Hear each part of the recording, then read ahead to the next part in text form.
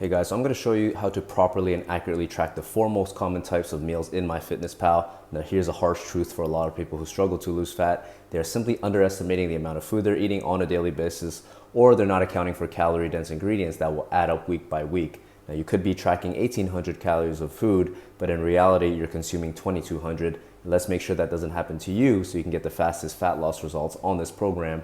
Or if you're trying to build muscle, let's make sure you track properly so you can maximize muscle gain while minimizing fat gain that would naturally come with the added muscle. Now the 4 types of meals I will show you how to track are home cooked meals, which are the easiest, packaged food and meals that have barcodes, packaged meals and food that don't have barcodes, and meals that don't have any nutritional data like social meals. So let's go in order here and start with breakfast. This is my typical pre-workout breakfast, and usually I go with rice cakes and some scrambled egg whites, maybe some fruit. Here's how I'll track it. For packaged food that have barcodes, if it has a barcode, which most of them do, you have the premium version of MyFitnessPal, which we recommend.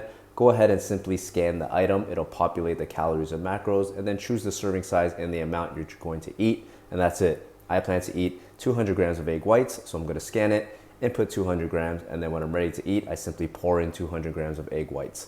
I use olive oil spray, so I'll scan the barcode again and input how many sprays. If I'm eating fruit, like mango for example, I simply put a plate on the scale, I press tar to zero it out, and then I add the mangoes. Another easy way to do it is to put the entire box on the scale first, zero it out, and then just start taking off the amount that you want to eat. Now let's track a home cooked meal. So let's say I'm making a chicken breast kapow style, which is a staple Thai holy basil dish. We'll start with the protein first. So I will take the raw ground chicken breast and weigh that first. Let's pretend this pork is chicken. It's always best to weigh raw because the food naturally loses water during the cooking process depending on the cooking methods. So to be consistent, we always weigh raw. So I put it into MyFitnessPal as 200 grams raw chicken breast, no skin. I like to distinguish whether or not it has skin because skin can add a bunch of fat calories, which could skew the amount. You also want to distinguish which cut of meat because different cuts vary a lot in macro makeup. For example, beef tenderloin is super lean versus beef ribeye, which is super fatty. So the difference between the two could be 200 to 500 calories. Moving on, I'm having rice with this dish, so I'll weigh out my cooked rice on the scale. Again, best to distinguish raw versus cooked because they have way different volumes. If I'm adding vegetables, you can weigh your veggies, but if it's something like leafy greens, I just estimate 50 to 100 grams of mixed vegetables to make up for the veggies.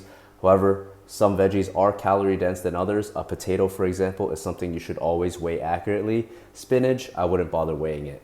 Very important, since I'm cooking in oil, you need to factor in your fats. 1 tablespoon of olive oil can be between 120 to 140 calories, so let's input that in too. For packaged food that don't have barcodes but have the calories and macros listed, like a lot of products in Thailand, you can use a function called Quick Add.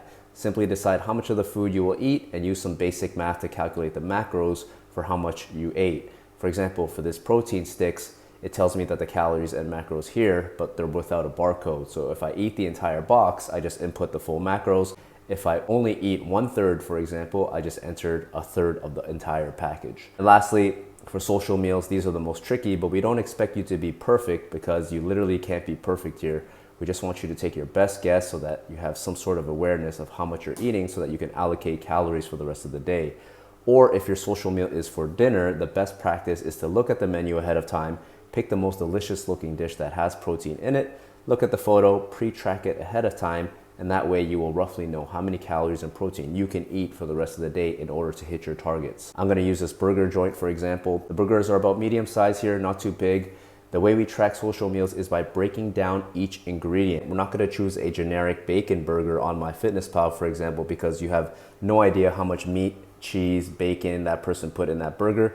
So just by looking at the burger, I'm gonna guess 120 grams of burger patty, probably a fatty patty, 1 tablespoon serving of butter because most use a shit ton of butter, 2 slices of bacon and a brioche bun, whatever sauce was used, and a rough estimate of how many fries you ate. A handful is roughly 30 to 50 grams depending on how big your hand is. And that's how it's done. The simple action of tracking will help me build the habit. It puts me in the mindset that my fitness goals are important to me and I can enjoy even the entertainment foods because I know how to factor them in now. I hope this helped, guys.